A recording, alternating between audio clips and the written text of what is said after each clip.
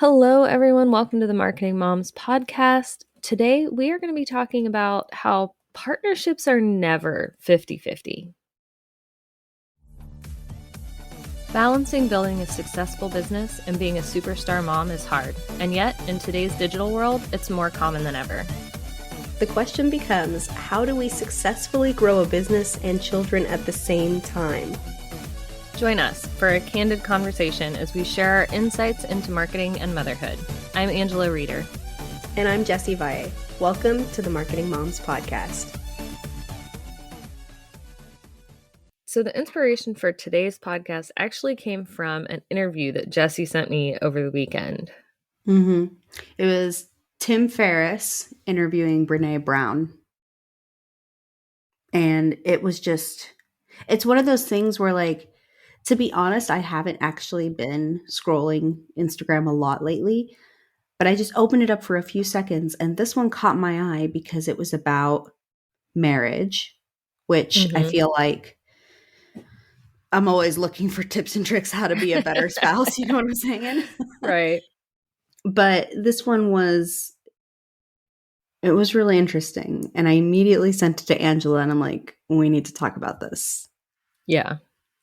Yeah. Well, and like we were saying earlier, it kind of goes not just to marriage, but to any kind of partnership. Yeah. Yeah. So without moving forward anymore, I'm actually going to play the video so you guys can hear it really quick. Okay. Let me see here. Let me pick up my mic here. Okay.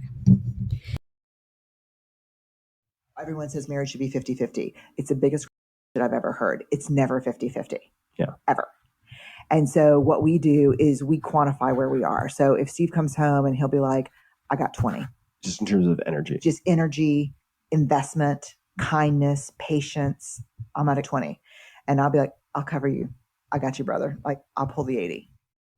Sometimes we come home, which we have done a lot. My mom has been sick. And I'll say, I've got 10. And Steve, like 2 days ago, said, I'm riding a solid 25.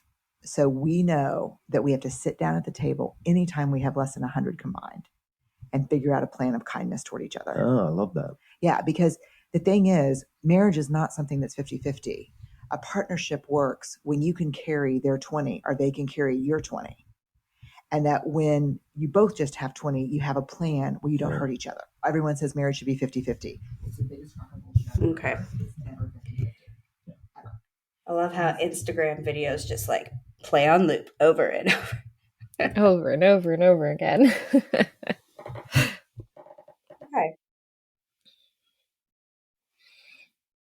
Thoughts? I really like that. And I realized listening to it, my husband and I do something sort of like that. Like we're not quite as numerical about it, but there have definitely been times where he's recognized that I don't have it. I just don't have it. Or, I'll see and he doesn't have it. And we step up and cover for each other and take up the slack. Yeah. I would say that I have an issue asking for help. So I probably could be a lot better at this. Yeah. Especially talking to my spouse. But like you and I were talking about earlier, this doesn't just extend to spouses. Right. It could be the partnerships here at work, like even this podcast, the partnerships between you and me, Angela. It could extend to our children. It really can extend to anyone you're in any sort of partnership with, where you need to partner and work, teamwork towards a certain goal. Yeah. And I think all of us remember the group projects in school. Oh, I was just thinking the same thing. It was never, it didn't matter how many, it was never 50-50 or 25 across the board. There was always one person that was pulling 90% of the project.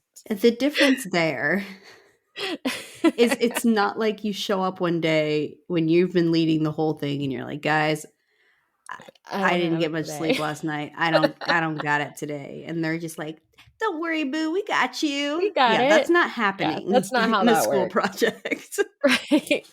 But I think because of that experience with the school project, we tend to have a really set idea of how group anything should go, whether it's a marriage or a business partnership. It's like, well, if I don't pull all the weight, then it's just not going to get done. I can't ask for help. They're not going to step up. It's just sort of that assumption because of the experiences that we've all had, whether you were the 90% person or the 10% person. That's We just interesting. kind of have that idea in our heads that like it's either 50-50 or it's not getting done. Like I have to take over. Yeah. And I know I've said this a lot. Like, there's nothing you can do about the school projects. Like, those just stink. No, those just But are. those just are. But talking aside from those, it makes me think about how can we not expect, like you said, if that's how we've been conditioned as kids, when we go to work with people in a professional workspace, we're going to assume the same thing's going to happen because that's our experience. So, how can we break from that? And I feel like I know I've said this a bazillion times, but it's communication. Yeah, communication is key. And that was something she talked about with saying, I've got 20, I've got 10, Yeah. you know, being Not just open with each other. exactly, not just communicating it, but also asking for that help. Mhm. Yeah. Yeah. And I know you and I have both had crazy weeks, and there's been times that, we'll message each other, "How are you doing?" Mhm. Not super great. Yeah. Like, not super stellar right now.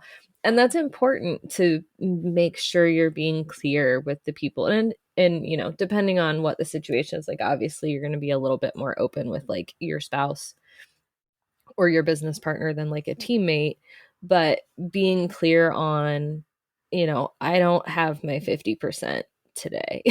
Like, or recognizing that the person that you are working with maybe isn't as upbeat as usual or is seems to be kind of slacking, and assuming that, oh well, they're just being lazy and not doing it, can cause a lot of problems. That's a Yeah. really good opportunity to step in and be like, hey, how are you doing? Where are you at? Where can I fill in and help? Yeah. And I like that we could also extend it to our kids, Yes. right? And that has to look a little different. But for example, like last night, the kids, we kept them up way past their bedtime, like way past their bedtime. And they were getting a little snarky, Mm-hmm. but I didn't hold that against them. I didn't reprimand them. I just kind of let it Right. roll off my back because I knew they weren't working at their 50% in this Yeah. relationship, Yep. Like I knew they were only working at like 5. Right. Yeah.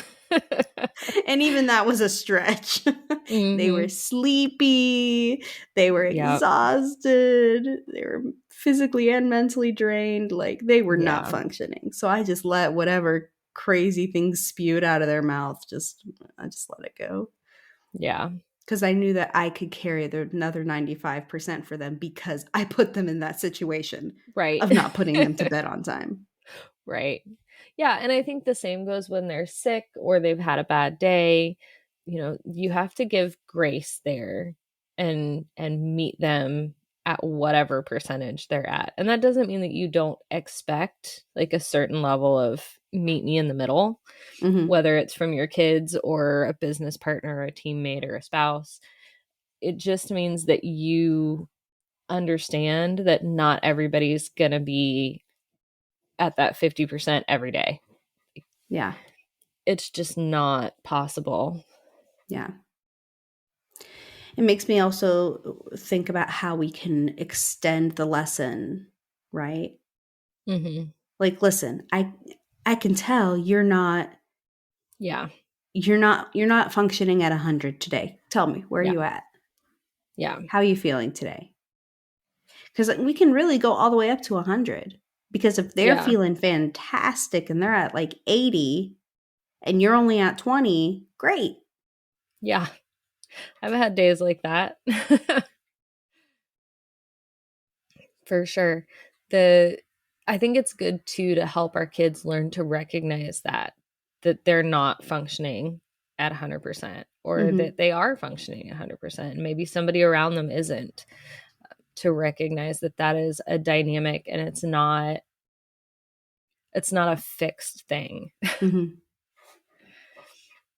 And they see that in us, whether we want them to or not, whether we mean for them to or not. They see that we have days that we just can't get it together, or we just aren't able to deal with the chaos, Mm-hmm. or we're sick. Like, you can't hide that from your kids. Like, they're gonna see it. So it's important to help them recognize that in themselves and others, and then also take it a step further in, like, what can I do to help? Yeah.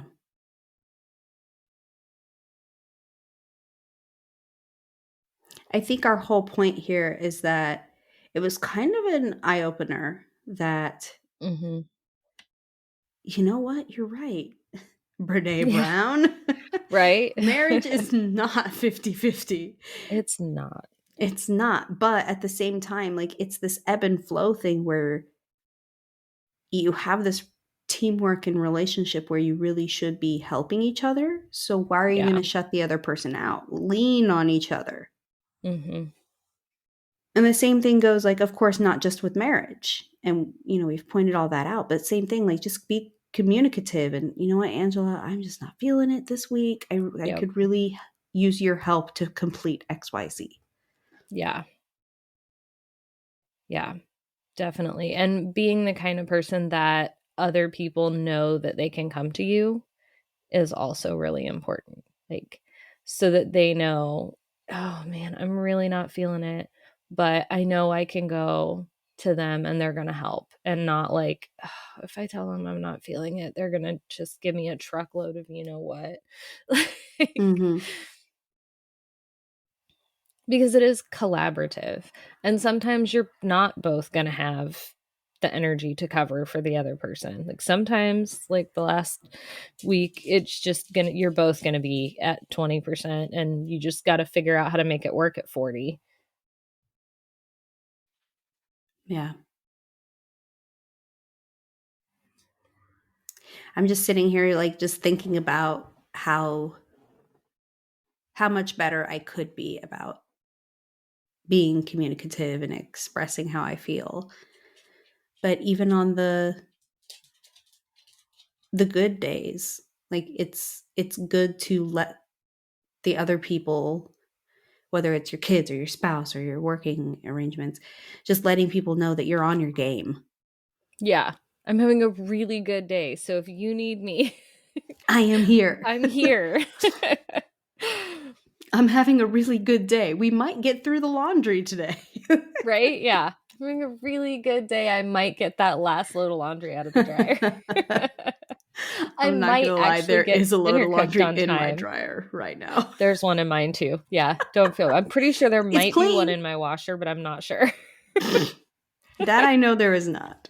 I don't remember if I put one in last night. But yeah, I'm really on my game. I might actually get dinner on the table on time today. I'll be like, I'm at a 10, but if you give me a good cup of coffee, I might boost up to a 70. Yeah. Yeah. Give me a cup of coffee or two and I can definitely pull that like 42%. There you go. It makes me wonder, though, like the way Brene kind of talked about how, they would come home and they'd be like, listen, I'm at a 25 or whatever. Mm-hmm. Do you think that's a routine? Do you think that it's worth having a routine? Or do you think it's more of just like, when I'm feeling not like I can pull the same as you, then I need to say something? I don't know. That struck me too, because, like I said, my husband and I do that, just not as formally. Like, we're definitely, and that's been a process for both because we're both bad at asking for help. Yeah. So it's been a process for us to say, like, I'm just not feeling it today. But it's not like a formal, we don't put a number on it. It's not like an everyday thing. So I think it kind of depends on the relationship. Like, if you are the kind of people that need that check-in every day before you start something, I think it could probably be helpful, but I don't think that would work for me. This is I just one like more that you're thing to think about. recognizing that. I really appreciate that you're recognizing that just because we're saying you do need to be communicative, it doesn't need to be the same Right. for everyone. And it doesn't have Yeah. to be the same for every relationship. Like, I'm pretty sure my 4-year-old cannot quantify when he's feeling Right. a Exactly. 20 versus an 80. Like, Yes. Yep. I know grown adults that can't quantify when they're feeling a 20 versus an 80. and let's be honest, if you're asking a man versus a woman on a pain scale, Oh gosh, that's a I'm not whole even other going to finish thing. that. I think you can fill in No. the blank. Like, actually, it was funny. I was having a conversation with my brother-in-law and my husband, and we were talking about bee stings. And my brother-in-law swears he's never been stung by a bee. He's like, but seriously, how hard? Like, how much does it really hurt? And we're like, it hurts. It Yeah, but hurts. how much? I'm like, Uh-huh. not childbirth level, but it No. hurts. But it's there, it hurts, it's painful.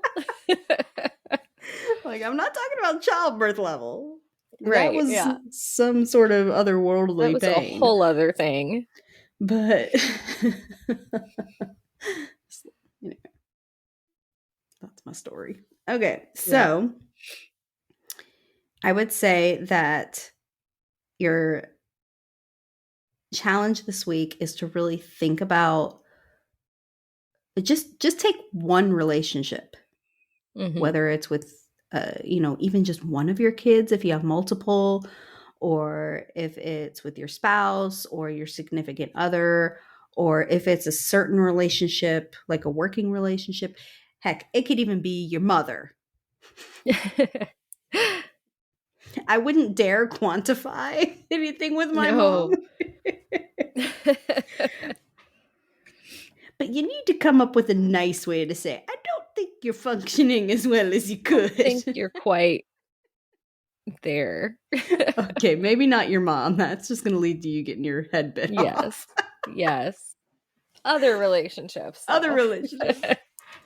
But that's all I'm saying is just think about it. Think about one relationship that you might be able to focus on this week to really feel that ebb and flow of, ooh, I'm pulling a little bit more, they're pulling a little bit more. And just see how that perspective on the relationship changes attitudes, really. Yes. Because I feel like, especially with kids, like, if I just know they're not functioning as well as they could, I'm not going to hold that against them, because I have days like that too. Yeah, I think it makes it easier to give the other person some leeway when you recognize, even if they can't quantify it, when you recognize like, oh, they're not at 100% today. Yeah. All right. And then let us know how it goes over on Instagram at Marketing Moms Podcast. Come talk to us. We shall see you there. Thank you for joining us today. We're so honored this is where you chose to spend your time. If this episode helped you in some way, please share it with another mom who needs to hear it. We're in this together. And if you're ready for next steps, free goodies, and more, head over to marketingmomspodcast.com. We'll see you next week.